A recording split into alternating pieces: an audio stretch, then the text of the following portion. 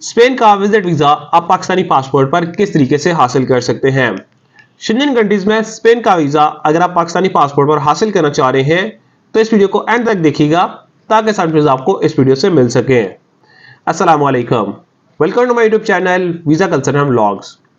Visa culture and vlog साथ मैं हूं आपका दोस्त ईशान सिद्दीक। अगर अभी तक आपने हमारा यूट्यूब चैनल सब्सक्राइब नहीं किया तो आपसे रिक्वेस्ट है हमारा यूट्यूब चैनल सब्सक्राइब कर लें और साथ में बेल आइकन लाजमी प्रेस कीजिएगा ताकि आने वाला जब भी व्लॉग हो, वीजा इंफॉर्मेशन हो, वो आपके पास टाइम बाय टाइम पहुंच सके। आज के इस व्लॉग में हम बात करेंगे स्पेन विजिट वीजा के बारे में। स्पेन का वीजा पाकिस्तानी पासपोर्ट पर हासिल करना आसान तो है, लेकिन इस टाइम पर प्रोसेसिंग टाइम ज्यादा होने के बावजूद बहुत ज्यादा लोग स्पेन का वीजा अप्लाई कर रहे हैं। लेकिन वीजा अप्लाई करते टाइम जब वीजा अप्लाई हो जाता है वो दो मेजर मिस्टेक्स करते हैं जिनकी वजह से उनका वीजा रिफ्यूज हो जाता है।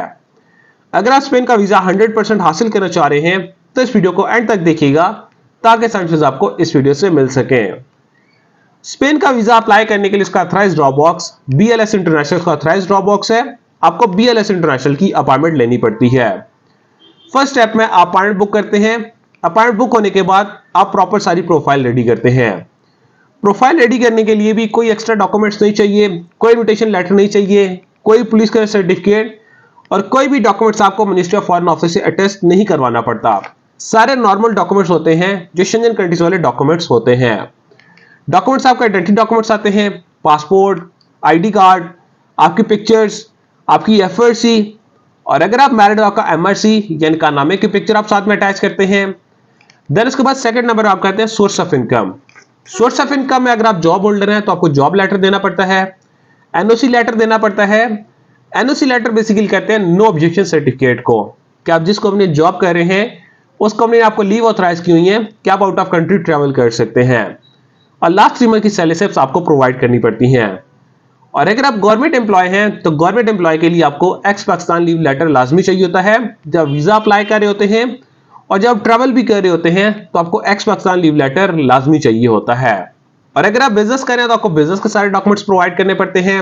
बिजनेस का लेटर आप प्रोवाइड करते हैं साइन स्टैम्प के साथ, जिसके ऊपर प्रॉपर आपका वीजा कवर लेटर रेडी किया जाता है, प्रॉपर आपके पर्पज ऑफ विजिट है, आपका ड्यूरेशन ऑफ स्टे और जो आपकी प्रोफाइल होती है वो एक वीजा कवर लेटर में आपको डिस्क्राइब करनी पड़ती है। अगर आप बिजनेसमैन हैं तो आपका जो लेटर है वो आपके लेटर हेड के ऊपर प्रिंट किया जाता है, और अगर आप जॉब होल्डर हैं आपका जो वीजा कवर लेटर है वो प्रॉपर एक वाइट पेज के ऊपर उसका प्रिंट किया जाता है। उस पर आप सिग्नेचर अपने करते हैं और एम्बेसी में अपने डॉक्यूमेंट सबमिट करवाते हैं। फर्स्ट ऑफ आपको लेटर हेड चाहिए होता है, आपको चैम्बर ऑफ कॉमर्स का सर्टिफिकेट, आपका विजिटिंग कार्ड और आपकी बिजनेस की बैंक स्टेटमेंट चाहिए होती है। लास्ट 6 मंथ के आप स्टेटमेंट प्रोवाइड करते हैं और closing balance round about 1.5 million से लेकर आप उसे 2 मिलियन बैलेंस भी रख सकते हैं, लेकिन कोशिश करें और बैलेंस मेंटेन होना चाहिए। 1.5 मिलियन उसमें आपका बैलेंस होना चाहिए। देन इसके बाद आपके सेकंड स्टेप में आते हैं आपके ट्रैवल के डॉक्यूमेंट्स। ट्रैवल के डॉक्यूमेंट्स आप वीजा फॉर्म फिल आउट करते हैं, आपकी टिकट आइटनरी, आपकी hotel booking, travel health insurance, cover letter, आपकी ट्रैवल प्लान, ट्रैवल आइटनरी जिसको कहा जाता है, वो अपनी फाइल में अटैच करते हैं। तो जिस दिन आपकी अपॉइंटमेंट होती है आप BLS में जाके अपनी प्रॉपर सारी प्रोफाइल सबमिट करवाते हैं। बहुत सारे लोग इस पर क्वेश्चंस करते हैं कि हमारे पास सपोर्टिंग डॉक्यूमेंट्स में हमारे पास गाड़ी है, हमारे पास घर के डॉक्यूमेंट्स हैं, हमारे पास कुछ फाइल्स हैं, तो क्या हम वो डॉक्यूमेंट्स अटैच कर सकते हैं या नहीं। बेसिकली जो प्रॉपर्टी के डॉक्यूमेंट्स होते हैं आपको प्रॉपर्टी की वैल्यूएशन निकलवा के आप वो साथ में अटैच कर सकते हैं। वो आपके एडिशनल डॉक्यूमेंट्स होते हैं, आपकी प्रोफाइल को सपोर्ट करते हैं। और उसके बाद सेकंड नंबर आपके प्रॉपर्टी के डॉक्यूमेंट्स हैं। बहुत सारे लोगों ने सोसाइटी की फाइल परचेज की होती हैं। डिफरेंट सोसाइटीज में आपकी ओपन फाइल होती है और क्लोज फाइल होती है। क्लोज फाइल आपके नाम पर ट्रांसफर होती है और जो ओपन फाइल होती है उसका कोई भी मालिक नहीं होता, जिसके पास फाइल है वही उसका मालिक होता है। अगर आपके पास क्लोज फाइल है तो उसकी आप प्रॉपर प्रॉपर्टी का वैल्यूएशन आप निकलवाते हैं सोसाइटी ऑफिस से, आप उसको साथ में अटैच कर सकते हैं। अगर आप क्रेडिट कार्ड यूजर हैं, आप क्रेडिट कार्ड यूज कर रहे हैं तो आप क्रेडिट कार्ड की स्टेटमेंट भी साथ में अटैच कर सकते हैं। और अगर कोई प्रॉपर्टी आपने रेंट पे दी हुई है तो रेंटल एग्रीमेंट आप साथ में अटैच कर सकते हैं। और अगर गाड़ी आपके नाम पर है तो गाड़ी के डॉक्यूमेंट्स और गाड़ी की जो वैल्यूएशंस है वो भी आप साथ में अटैच कर सकते हैं। ये सारे डॉक्यूमेंट्स होते हैं, ये आपकी प्रोफाइल को सपोर्ट करते हैं। सपोर्टिंग डॉक्यूमेंट्स में इनको कंसिडर किया जाता है। तो ये सारी फाइल बना के जिस दिन आपकी अपॉइंटमेंट होती है आप BLS में जाकर अपने डॉक्यूमेंट सबमिट करवाते हैं। इससे जो फीस है 80 यूरो फीस है जो आपको पेड करनी पड़ती है। डॉक्यूमेंट सबमिट होने के बाद इसका मेन प्रोसेस स्टार्ट होता है। डॉक्यूमेंट सबमिट होने के बाद इसका प्रोसेसिंग टाइम स्टार्ट हो जाता है।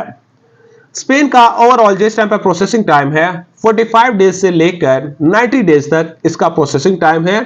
इसके दरमियान इसके डिसीजन हो जाते हैं। अगर आपका पासपोर्ट वेरिफिकेशन में चला गया है तो सम टाइम 90 डेज से ज्यादा भी इस पर टाइम लग सकता है, लेकिन ओवरऑल 45 डेज से लेकर 90 डेज इस पर डिसीजन हो रहे हैं। कुछ टाइम में इसमें यह है कि आपका पासपोर्ट जल्दी भी डिसीजन हो जाते हैं, 15 से 20 वर्किंग डेज में डिसीजन हो जाते हैं, लेकिन 45 टू 60 डेज जिस टाइम प्रोसेसिंग टाइम चल रहा है इस टाइम पर आपके वीजा प्रोसेस का डिसीजन कंप्लीट होता है।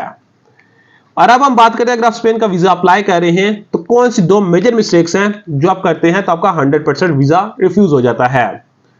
वैसे फर्स्ट ऑफ ऑल आपकी आती है स्टेटमेंट प्रॉपर आपके मेंटेन होनी चाहिए, बैलेंस मेंटेन होना चाहिए, ट्रांजैक्शन हिस्ट्री प्रॉपर होनी चाहिए। उसके बाद आप जो है बहुत सारे लोग वीजा अप्लाई करने के बाद वीजा का डिसीजन उनका 15 से 20 डिसीजन नहीं होता, वो अपने अकाउंट को नील कर लेते हैं। नील मीनी सूरत में कि उनके अकाउंट में 15 से 20 लाख पड़ा हुआ है तो उस अकाउंट में से बैलेंस निकाल लेते हैं, राउंड अबाउट 1 से 2 लाख उसमें अकाउंट में छोड़ देते हैं, तो उसमें आपका वीजा रिफ्यूजल के चांसेस बन जाते हैं। और अगर आपने वीजा अप्लाई किया हुआ है तो प्रॉपर आप अगर उसके बाद भी ट्रांजैक्शन इन और आउट करना चाह रहे हैं तो आप ट्रांजैक्शन इन और आउट करते रहें, लेकिन इसका जो बैलेंस है आपका मेंटेन होता हुआ आ रहा हो, 1.5 मिलियन 1.2 मिलियन आपका बैलेंस प्रॉपर हर टाइम अवेलेबल हो। ट्रांजैक्शन इसके बाद अगर आप जितने भी करना चाहें आप ट्रांजैक्शन हिस्ट्री कर सकते हैं। देन उसके बाद सेकंड नंबर पर आपके पास कंफर्म्ड होटल बुकिंग होनी चाहिए और ड्यूरेशन आपसे आप अपनी प्रोफाइल के मुताबिक उसमें रखें। आप कंफर्म्ड होटल बुकिंग लगाएं, ट्रैवल प्लान साथ में लगाएं और जो ड्यूरेशन ऑफ स्टे है अगर आप first time Schengen country Spain का वीजा अप्लाई कर रहे हैं तो 5 to 7 डेज का वीजा अप्लाई करें। और अगर आपकी ऑलरेडी ट्रैवल हिस्ट्री है, किसी भी कंट्री की ट्रैवल हिस्ट्री है, तो आप 8 to 10 डेज का वीजा भी पाकिस्तानी पासपोर्ट पर हासिल कर सकते हैं। तो ये दो मेजर मिस्टेक्स होती हैं कि जिसकी बेस पर आपका वीजा रिफ्यूज हो जाता है। अगर आप शेंजन कंट्रीज में स्पेन या किसी भी कंट्री का वीजा अप्लाई करना चाह रहे हैं या आपको इन्फॉर्मेशन चाहिए तो स्क्रीन पर दिए कॉन्टैक्ट नंबर पर आप हमारे साथ रब्ता कर सकते हैं, अदरवाइज आप हमारा विजिट कर सकते हैं। Kamal express and holdings private limited, Islamabad D Chowk हमारा ऑफिस है, तो आप हमारा ऑफिस विजिट कर सकते हैं ताकि हम आपको ट्रैवल से रिलेटेड बेस्ट सर्विसेज प्रोवाइड कर सकें। Thank you so much.